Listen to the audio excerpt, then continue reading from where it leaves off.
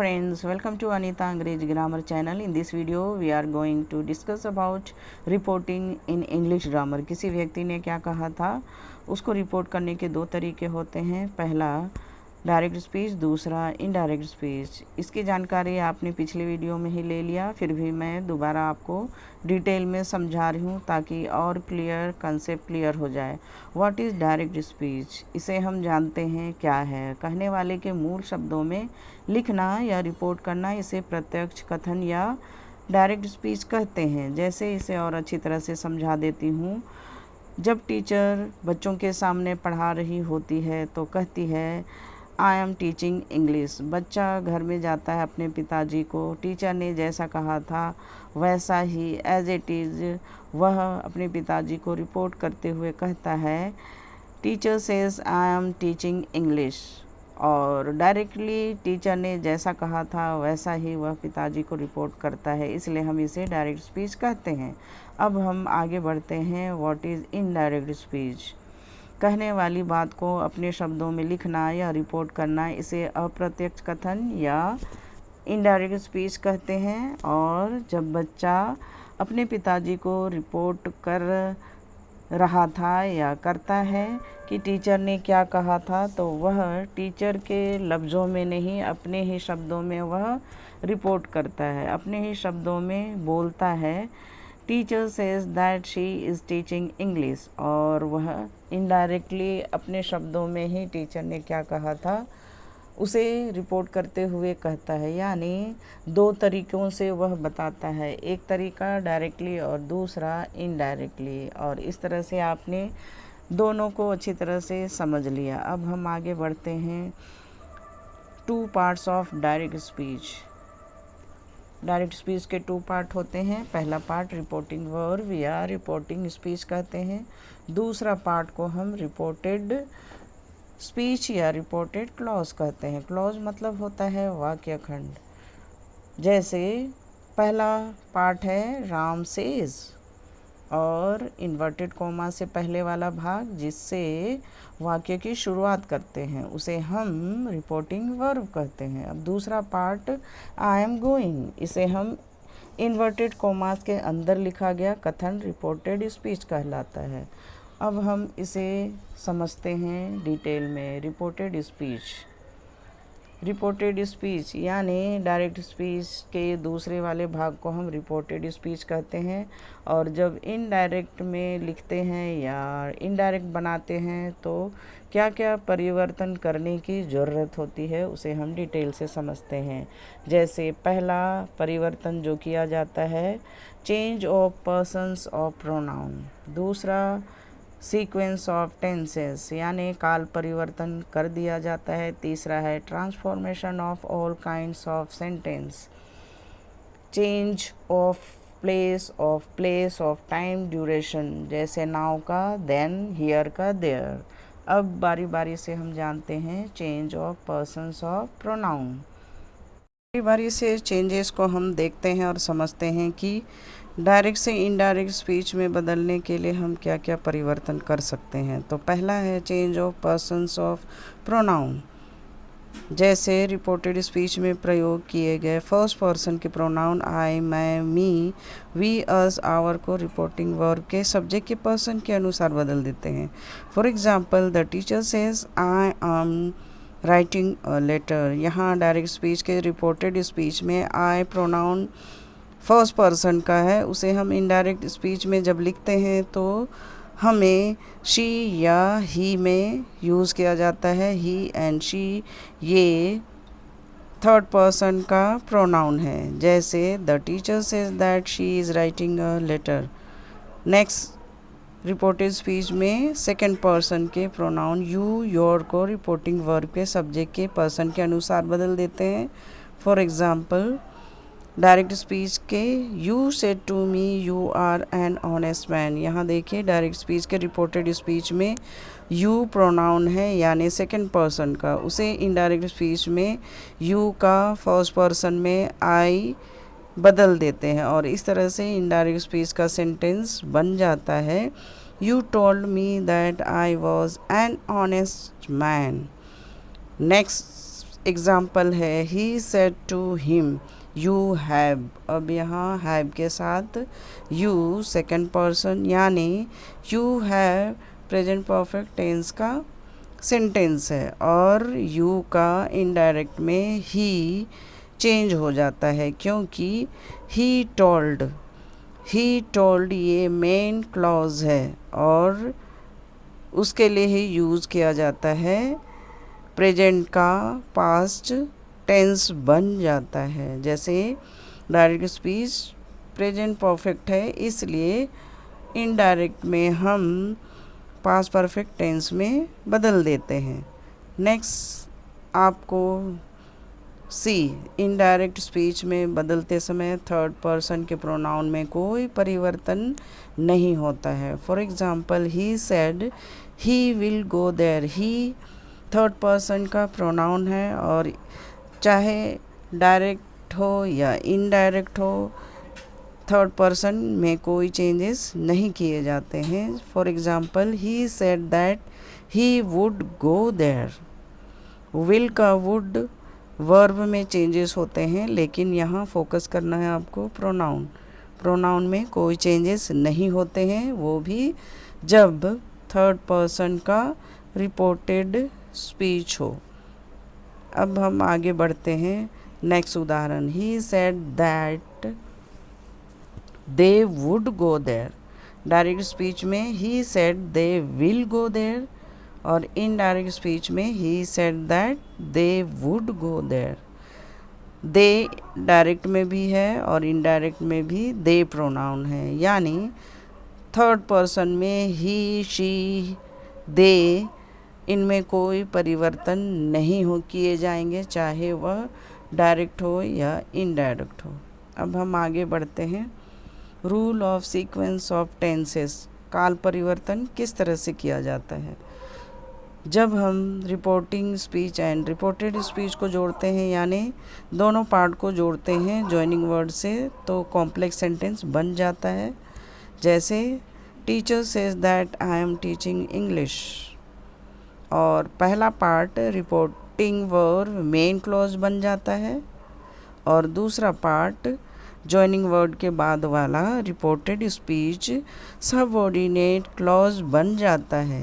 और इस तरह से आपने दोनों पार्ट को main clause and subordinate clause कहते हैं और दैट जॉइनिंग वर्ड से जोड़ देते हैं।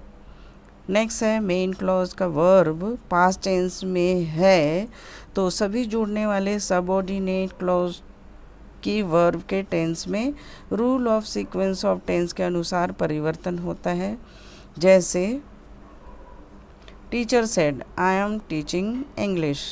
अब इनडायरेक्ट में टीचर सेड ये मेन क्लॉज है और दैट जॉइनिंग वर्ड है। इसके बाद जो वर्ड होते हैं क्लॉज होते हैं वह होता है सबऑर्डिनेट। अगर मेन क्लॉज पास्ट टेंस का है तो सबऑर्डिनेट क्लॉज भी पास्ट टेंस का ही होना चाहिए लेकिन रिपोर्टेड स्पीच जिस काल का है उसी काल का पास्ट टेंस में होना चाहिए। जैसे आई एम टीचिंग ये प्रेजेंट कंटिन्यूअस है और इसलिए इनडायरेक्ट में टीचर सेड यह पास्ट टेंस का वर्ब है और रिपोर्टेड स्पीच के अनुसार she was past continuous tense में चेंज कर दिए जाते हैं। नेक्स्ट उदाहरण से और आपको क्लियर हो जाएगा। शी सेड आई टीच ये सिंपल प्रेजेंट टेंस का वर्ब है और इनडायरेक्ट में जब हम चेंज करते हैं she said main clause past tense का है इसलिए जॉइनिंग वर्ड दैट के बाद हम सिंपल पास्ट टेंस का वर्ब यूज़ करेंगे शी टॉट इंग्लिश। अब हम दूसरे रूल में समझेंगे जानेंगे rule of sequence of tenses यानी काल परिवर्तन किस तरह किया जाता है उस रूल को हम समझेंगे और जानकारी लेंगे। पहला रूल है जब हम टू पार्ट यानी reporting speech and reported speech को जोड़ते हैं दैट जॉइनिंग वर्ड से तो एक नया सेंटेंस बन जाता है और उसे हम कॉम्प्लेक्स सेंटेंस कहते हैं। जैसे teacher says that I am teaching English, यहाँ दो पार्ट जोड़ दिया गया है और रिपोर्टिंग वर्ब यानी दैट के पहले वाला जो भी रिपोर्टिंग वर्ब है उसे हम मेन क्लॉज कह सकते हैं या मेन क्लॉज बन जाता है। और दूसरा part reported speech subordinate clause बन जाता है। अब हम आगे दूसरा रूल को समझते हैं। मेन क्लॉज का वर्ब पास्ट टेंस में है तो सभी जुड़ने वाले, यानी पहला पार्ट पास्ट टेंस में है तो दूसरा पार्ट को भी हम rule of sequence of tense के अनुसार परिवर्तन कर देते हैं। यानी मेन क्लॉज पास्ट टेंस का है तो सबऑर्डिनेट क्लॉज भी पास्ट टेंस का ही होना चाहिए। जैसे डायरेक्ट स्पीच में आप देख सकते हैं, teacher said I am teaching English. Teacher ने क्या कहा था, मैं इंग्लिश पढ़ा रही हूँ। लेकिन इनडायरेक्ट स्पीच में लिखते समय हमें टीचर सेड ये मेन क्लॉज है और दैट के बाद ये सबऑर्डिनेट क्लॉजेस को हम प्रेजेंट कंटिन्यूअस से पास्ट कंटिन्यूअस टेंस में बदल देते हैं। तो इस रूल को आपको बिल्कुल ध्यान रखना है हमेशा के लिए। अब दूसरा उदाहरण है, she said I teach English. यहाँ सिंपल प्रेजेंट टेंस का रिपोर्टेड स्पीच है और इनडायरेक्ट स्पीच में हम उसे सिंपल पास्ट में ही चेंज करेंगे, क्योंकि she said main clause past tense का है और इसलिए दैट के बाद सिंपल पास्ट टेंस का ही सबऑर्डिनेट क्लॉज को पास्ट टेंस में बदल देंगे। और इस तरह से she said that she taught English. आगे हम बढ़ते हैं रूल को समझने के लिए। असर्टिव सेंटेंस और स्टेटमेंट में कैसे यूज़ किया जाता है, कैसे और कहाँ परिवर्तन होते हैं। यदि रिपोर्टिंग वर्ब प्रेजेंट और फ्यूचर टेंस में हो तो रिपोर्टेड स्पीच के वर्ब का टेंस नहीं बदलता है। जैसे इसके पहले हमने जस्ट देखा, पास्ट टेंस का मेन क्लोज हो तो उसके बाद वाला सबऑर्डिनेट क्लोज को भी हम पास्ट टेंस में बदल देते हैं। लेकिन यहाँ प्रेजेंट और फ्यूचर टेंस में हो रिपोर्टेड स्पीच तो कोई चेंजेस नहीं किए जाते हैं। यहाँ डायरेक्ट स्पीच के दो सेंटेंस के उदाहरण है। The boy says I am playing, he says I am busy now. ये दोनों प्रेजेंट टेंस का डायरेक्ट स्पीच है। अब इनडायरेक्ट स्पीच में लिखने के लिए the boy says that he is playing, जैसे वहाँ पहला वाला सेंटेंस में आई एम प्लेइंग है, प्रेजेंट कंटिन्यूअस में है, इसलिए उसे काल में कोई परिवर्तन नहीं किया जाएगा, उसे भी प्रेजेंट कंटिन्यूअस में ही लिखा जाएगा। लेकिन यहाँ डायरेक्ट में आई है इसलिए आई एम यूज़ किया गया है। और इनडायरेक्ट का पहला वाक्य में the boy says that he है इसलिए ही के साथ इज़ प्लेइंग यूज़ किया गया है, तो इसका ध्यान रखेंगे। नेक्स्ट है last, he says that he is busy now. अब यहाँ देखिए यह भी प्रेजेंट टेंस का है, यानी दोनों डायरेक्ट इनडायरेक्ट स्पीच के सेंटेंस प्रेजेंट का है। अब हम आगे बढ़ते हैं future tense. Sita will say I write a letter. Sita will say that she writes a letter. अब यहाँ देखिए Sita will say direct speech के रिपोर्टेड स्पीच में I write a letter simple present tense का सेंटेंस है। और इनडायरेक्ट में Sita will say that she writes a letter, वहाँ आई के साथ राइट और शी के साथ यहाँ राइट्स यूज़ किया जाता है सिंपल प्रेजेंट में। अब हम आगे बढ़ते हैं, रूल को समझते हैं। नेक्स्ट उदाहरण, direct speech the boy said I write a letter. अब यहाँ देखिए पास्ट टेंस का है, इसके पहले present tense and future tense का वर्ब में कोई परिवर्तन नहीं किया जाता है। लेकिन यहाँ the boy said past tense में है, इसलिए रिपोर्टेड स्पीच यहाँ सिंपल प्रेजेंट है। उसे इनडायरेक्ट में जब लिखेंगे तो आई राइट का ही रोट हो जाएगा और इस तरह से इनडायरेक्ट स्पीच का सेंटेंस है the boy said that he wrote a letter. Next उदाहरण है द टेलर सेड, यहाँ भी पास्ट टेंस का वर्ब है, इसलिए आई प्रेस्ड द शर्ट, मैंने शर्ट को प्रेस किया। और जब हम इनडायरेक्ट स्पीच में बदलते हैं तो यह the tailor said that he had pressed the shirt. अब यहाँ देखिए आई प्रेस्ड का यहाँ पास्ट परफेक्ट टेंस में क्यों हुआ, क्योंकि डायरेक्ट वह किसी व्यक्ति ने कहा, यानी टेलर ने जो कुछ कहा कि शर्ट प्रेस किया, तो इनडायरेक्टली हम कह सकते हैं कि द टेलर सेड, टेलर ने कहा कि वह शर्ट को प्रेस कर चुका है। नेक्स्ट है Pinky said I have swept the room. अब यहाँ देखिए पिंकी सेड आई हैव, ये प्रेजेंट परफेक्ट टेंस का वर्ब है और इनडायरेक्ट में हम उसे पास्ट परफेक्ट में करेंगे, क्योंकि हैव का पास्ट टेंस का वर्ब हैड होता है। इस तरह से इनडायरेक्ट में Pinky said that she had swept the room, इस तरह से लिखा जाएगा। अब हम आगे बढ़ते हैं चेंज ऑफ ऑक्सिलरी वर्ब्स।